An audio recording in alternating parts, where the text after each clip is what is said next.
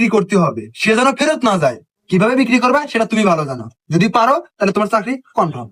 আপনাকে অনেক ধন্যবাদ মহাজন, আমি পারবো, তাই দোকানে বসি। ভাইয়া একটা শার্ট দেখান। এই দেখেন ভাইয়া, এই শার্টটা দেখেন, এই শার্টটা আপনাকে অনেক সুন্দর লাগবে ভাইয়া। ভাই দাম কত? ভাইয়া 1000 টাকা।